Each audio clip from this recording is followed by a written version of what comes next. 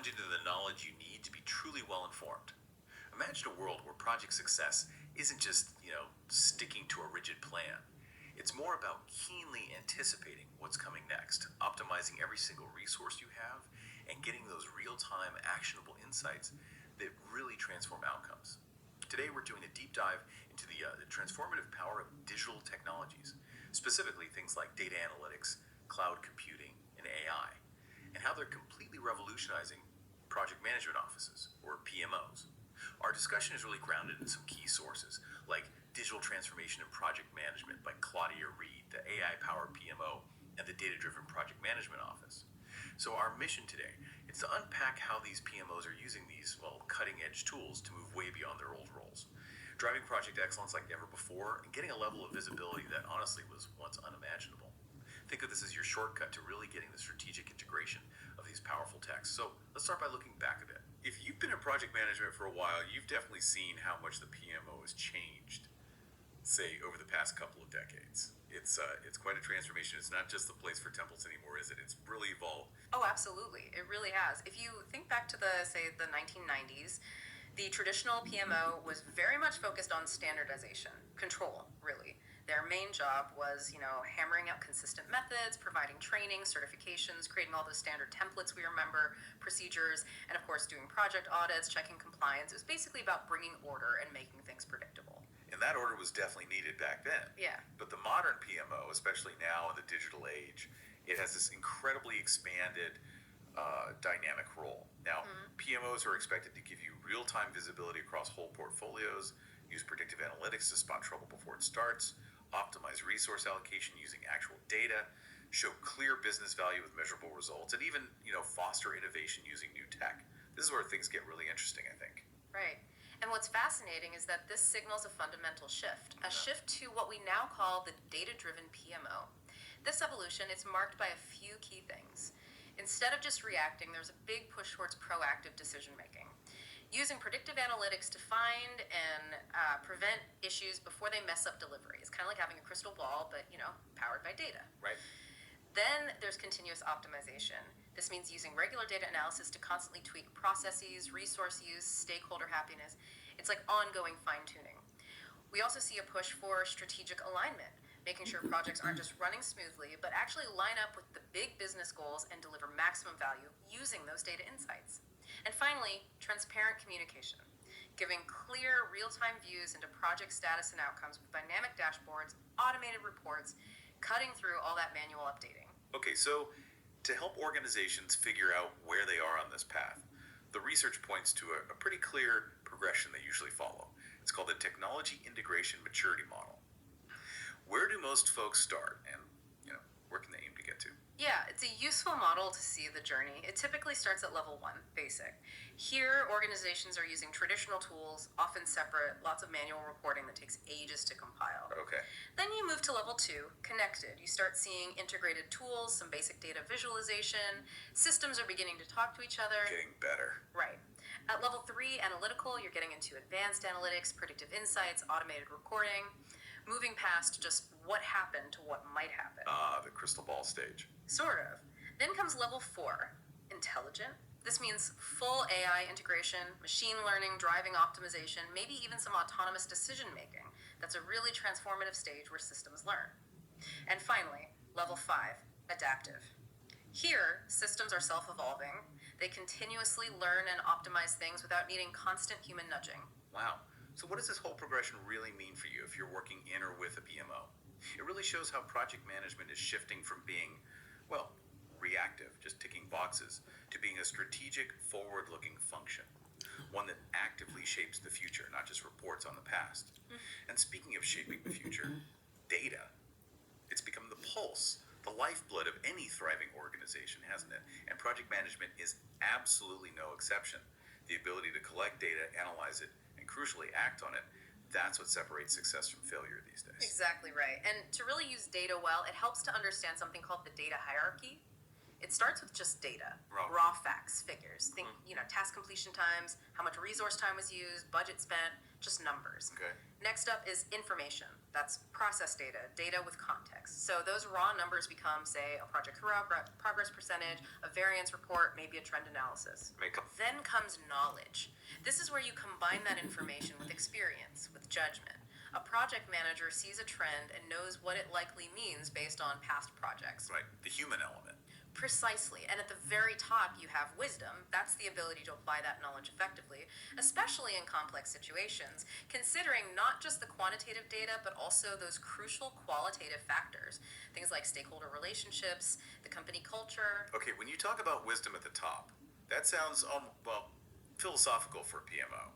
Can you give us maybe a real-world example where that kind of wisdom really changed a project's direction? Oh, definitely. Imagine a project where all the data points, the information, look great. On schedule, under budget. Fantastic. Sounds good to me. But the PM, using their knowledge from past gigs, notices team morale seems low.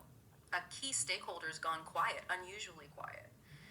The wisdom kicks in when they use that qualitative insight, that gut feeling backed by observation, to kind of override the positive data. They start conversations, address unspoken concerns, re-engage that stakeholder before any metric actually dips. That's wisdom in action, applying judgment beyond just the spreadsheets. That's a really powerful distinction. So, given how vital good data is, where are PMOs typically running into the biggest roadblocks when it comes to sourcing reliable data? It's not just doing the systems, right? What are the common hurdles and how do they get past them? You're spot on. Knowing the sources is one thing. Actually getting clean data out is another. Data comes from everywhere. It's your project management systems, obviously. Collaboration platforms like Teams or Slack, financial systems, ERP, accounting software, quality management systems, even CRM systems for stakeholder feedback. Yeah. The hurdles are often, integrating all that. Data silos where information is trapped, inconsistent formats making it hard to combine. Overcoming that really needs a clear data strategy and, frankly, good integration tech. And don't forget external data sources, market data, industry benchmarks, regulatory info. That stuff provides crucial context for strategy. Right. So to make sense of this flood of data, organizations tend to move through what's called the analytics continuum, 4 stages of analytical maturity. Yeah, this continuum is like moving from just looking in the rearview mirror to actively steering with a map and GPS. It starts with descriptive analytics, answering what happened. That's your basic historical reporting, simple chart, shows you where you've been. Okay, the basics. Then diagnostic analytics. This helps you understand why did it happen. Digging into root causes, looking for correlations, understanding the past. The real power starts coming in with predictive analytics, asking what will happen. Using statistical models, machine learning to forecast performance, spot risks, giving you that glimpse into the future. The crystal ball again. Getting closer. And finally, prescriptive analytics. This goes further and tells you what should we do about it. Giving specific recommendations based on the analysis and optimization, actively guiding your next move. That's where it all comes together. But, and this is a big but, it all hinges on one critical factor. Yeah. The absolute undeniable importance of data quality and governance. You need that for valuable insights. If analytics is the engine, what happens if the fuel is, dirty? Where do PMOs struggle most with ensuring data quality? And what are the absolute must-haves to get it right? You've nailed the core challenge. Garbage in, garbage out, right. For a PMO, bad data means your resource forecasts are junk, your risk assessments are unreliable, stakeholders lose faith. It's not just some IT issue. It directly hits project success. The struggles. Often manual data entry errors, lack of standard definitions, those fragmented systems we mentioned. Yeah. The non-negotiables for quality. Accuracy first off. Does the data reflect reality? Imagine basing $1 million decision on data that's 10% off. Exactly. Completeness are all the important bits captured consistently. Timeliness is the data available when you need it to make a call, not last week's data. Consistency using standard definitions and collection methods everywhere. And finally, accessibility. Making sure the right people can get the data they need, securely, of course. Okay, let's pivot a bit. Let's talk about understanding the digital ecosystem. Yeah. This whole complex network of tech that makes these advanced PM capabilities possible. What are the main layers we need to think about? Yeah, this ecosystem, it's got several core parts working together, hopefully like a well-oiled machine. At the bottom, you've got the data layer. This is where all your project info lives raw, vast, the storage and processing hub. Above that, the analytics layer, that's your engine, turning raw data into insights using stats tools, ML platforms. Right. Then the application layer. These are the interfaces users see what you and your team actually click on and interact with every day. The integration layer is super critical. It's the bridge connecting all these different systems, making sure data flows smoothly. Without it, just isolated islands of data. Right, the silos again. Exactly. And underpinning everything, the security layer, protecting sensitive data, ensuring compliance. Absolutely non-negotiable today. And more, cloud computing is really the backbone for this whole ecosystem, isn't it? Offering some major advantages for PMOs. Why has the cloud become so essential here? Oh, the cloud offers huge benefits that hit PMO challenges head on.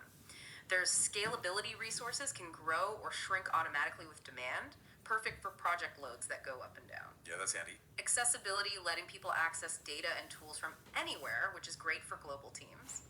Cost efficiency, that pay-as-you-go model beats buying tons of hardware upfront. Continuous innovation, cloud providers are always rolling out new features, AI stuff. And reliability, high uptime, disaster recovery built in, keeping your PMO running.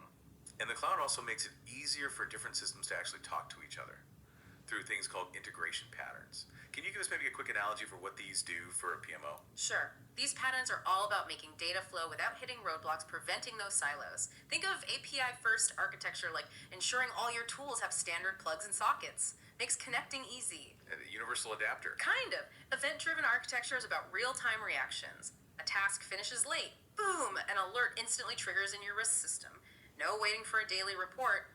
Gives PMOs instant responsiveness. Nice. Microservices architecture breaks big applications into smaller independent bits, makes them more flexible, easier to update one part without breaking others, and data hub architecture is like setting up a central post office for all project data. Ensures consistency, that single source of truth we talked about. Now let's get really practical. Key performance indicators, KPIs. These are truly the compass for project decisions, right? Guiding PMOs through the sometimes choppy waters of delivery. Absolutely. And for KPIs to actually work, they need structure. The KPI pyramid framework helps line them up with different levels in the organization, make sure everyone's pulling the same way. At the top, you have strategic KPIs. These are for the execs. Measuring high-level impact portfolio ROI, customer satisfaction, the big picture stuff. In the middle, tactical KPIs. These are for the PMO itself, focusing on how well the portfolio is running resource utilization, delivery predictability, managing the collection of projects, and at the base, operational KPIs. These are for the project teams, tracking day-to-day execution task completion rates, budget variance, the daily pulse of individual projects. And what about the old SMART criteria for KPIs? I hear they've kind of evolved into this enhanced SMART year model for today's PMOs. Yeah. What got added and why? That's right. So beyond being specific, measurable, achievable, relevant, and time-bound, which are still crucial, the enhanced model adds two key elements. They really speak to motivation and keeping things fresh. KPIs should also be exciting, meaning they actually motivate teams, create some buzz. Nobody wants to track something dull, right? True. And critically, they need to be regularly reviewed. You have to check and update them to make sure they're still relevant and effective. What mattered last quarter might not be the key thing now. That makes sense. It's also really important to distinguish between leading versus lagging indicators, isn't it? For getting that full picture of project performance, how do these two types help PMOs? Yeah, you need both for a complete view. Lagging indicators measure outcomes after they've happened. Things like finishing on time, on budget, customer sat scores, ROI. They tell you what did happen, history. Okay. Leading indicators, though, they predict future performance. They let you manage proactively. Examples, team productivity trends, maybe risk exposure levels, like the number of open high priority risks, quality gate pass rates. These are your early warning signs. They give you a chance to course correct before things go south and show up as bad lagging indicators. Gotcha. Predictive versus reflective. What's also interesting is how different industries really tailor their KPI frameworks based on their unique challenges, their priorities. Can you give us a couple of examples? Oh, for sure. For technology projects, you'll often see metrics like code quality, how often they deploy updates, user adoption rates, because the goal there is often fast, high-quality delivery and getting users happy. Makes sense. In construction, key KPIs might swing towards safety incident rates, material waste percentages, maybe hitting environmental targets. Reflects their specific risks and compliance needs. Healthcare projects that focus on patient safety metrics, regulatory compliance, improvements in clinical outcomes. And financial services projects, you'd see KPIs around meeting regulations, fraud detection rates, system uptime, given how critical and regulated that sector is. And it seems obvious, but advanced analytics just turbocharges the value of all this KPI data, right? Yeah. Lets PMOs go way beyond just looking at numbers on a dashboard. It really, really does. Techniques like predictive KPI modeling use machine learning to forecast future performance. Imagine knowing weeks in advance if a project is likely to miss a deadline. Yeah. Correlation analysis finds hidden links between different KPIs. Maybe it shows that when team morale dips, scope creep tends to increase. Good to know. Benchmarking lets you compare your performance against industry standards or similar projects. Statistical process control flags when performance goes outside the normal range, signaling something needs attention. And sensitivity analysis helps you understand how tweaking one variable, like a delay in a key task, might impact your overall KPIs. So what's the big takeaway here? KPIs aren't just passive measurement tools anymore. They're actively strategically guiding decisions. They're that compass that shows not just where you are, but where you're heading and how to steer the ship. Building on that, if data is the lifeblood, then the foundation for all this innovation has to be how that data is managed. Which brings us squarely to the blueprint, the data architecture of a data-driven PMO. Absolutely. This blueprint, it's built on some core principles, designed for strength but also agility. First principle, a single source of truth. Got to eliminate confusion, ensure everyone's looking at the same project data, then treating data as a product. Not just raw stuff, but a valuable asset needing care and investment. Scalability by design, making sure the architecture can grow with data volumes and user numbers without falling over. Crucial. Definitely. Security and privacy, obviously paramount for sensitive project info. Real-time capabilities to enable quick decisions, moving beyond stale reports. And self-service analytics, empowering business users like project managers to explore data themselves. Imagine them not having to wait for the BI team, just asking the data questions directly. That's the dream. Yeah. A well-designed architecture also needs effective data model design. What are some key concepts PMOs should know there? Yes, this is about structuring the data so it's easy to use for analysis. Key ideas include dimensional modeling that optimizes data for fast analytical queries, making reports run quicker. Master data management, MDM, this is huge. Making sure project or resource means the exact same thing everywhere. No more Project X here and PJTX there. It's foundational for consistency. Got it. Then data lineage, tracking data from source to report so you know its journey. Data versioning, keeping track of changes over time. And metadata management, basically, creating a dictionary for your data, defining terms so everyone understands what they're seeing. Modern PMOs also need smart ways to integrate data from all those different sources we mentioned, these data integration patterns. They do. We often see extract, transform, load, ETL. That's like prepping ingredients in the kitchen before sending them out. Good for scheduled, structured reporting. Then there's extract, load, transform, ELT. This uses cloud power. You load everything raw into a massive data store, like a cloud data warehouse, and transform it there. Super efficient for huge data sets. Change data capture, CDC, is about real-time updates. Your dashboards reflect progress the second a task status changes. API-based integration lets systems designed to talk exchange data live. An event-driven architecture kicks off processes based on business events, allowing for immediate reactions. Task complete, trigger the next step automatically. But again, all this tech, all these patterns, they're only as good as the data itself. Which brings us back to needing a robust data quality framework. What are the must-have parts of that? Precisely. A solid framework needs several pieces. Data profiling, basically running diagnostics to understand your data's health and find issues. A quality rules engine to automatically check data against predefined rules. Is this date format correct? Is this value within range? Data cleansing tools and processes to actually fix the errors you find. Continuous quality monitoring to keep tabs on data health over time. Dashboards showing quality scores. And crucially, root cause analysis. Don't just fix the bad data point, figure out why it was bad and fix the source process. And for all this, cloud data architecture provides some incredibly powerful tools and capabilities that have really changed the game for PMOs managing data, haven't they? Oh, absolutely. Cloud platforms offer amazing flexibility and power here. We talk about data lakes, scalable, cheap storage for all data types, structured or messy. Data warehouses optimized for fast, structured queries, perfect for traditional reporting and BI. Then the newer data lake houses trying to combine the best of both, flexibility and performance. Interesting. Yeah. Then you have serverless computing, pay-per-use processing, so you only pay for compute time when you actually need it. Very cost effective. And managed services from cloud providers, they handle a lot of the infrastructure management, freeing up IT and PMO teams to focus on delivering value, not just keeping the lights on. What's really striking here, though, is that even with all this amazing, sophisticated technology, it still comes down to people, doesn't it? You also have to build a data culture. This isn't just about the tech stack. It's absolutely fundamental. You can have the best tech in the world, but people don't trust the data, don't know how to use it, or are encouraged to. It's useless. A strong data culture needs several things. Leadership commitment execs have to genuinely champion it, use data themselves, walk the walk. Data literacy, making sure everyone from PMs to the C-suite can understand, interpret, and discuss data relevant to their jobs.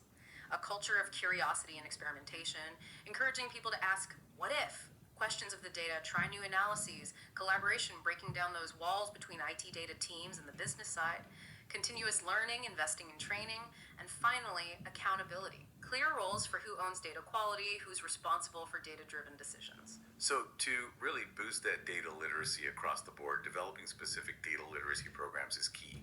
How should these programs be different for, say, an executive versus a project manager? Yeah, they definitely need tailoring. One size doesn't fit all. For the executive level, the focus shouldn't be on, writing SQL code. It's about interpreting analytical results, understanding the strategic implications, making those big picture data-informed decisions. For PMO leadership, it's more about using data to optimize the whole portfolio, make smart resource allocation choices, improve how they communicate with stakeholders using data. For individual project managers, maybe it's more focused on understanding their specific project dashboards, spotting trends early, using data in their day-to-day work.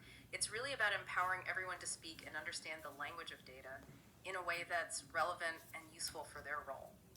Okay, so we've covered a lot of ground. We've gone from the really remarkable evolution of PMOs through the absolutely critical role of data and its hierarchy. We explored the digital ecosystem, those strategic KPIs, dug into the details of data architecture, and finally landed on the vital importance of building that data culture.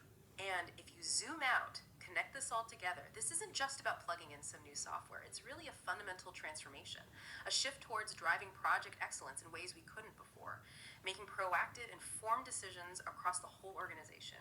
It's really about moving from constantly reacting to problems to actually predicting and preventing them. That's the goal. So, if data is the new oil, as they say, then a data-driven PMO is kind of like the refinery, turning that raw potential into strategic power.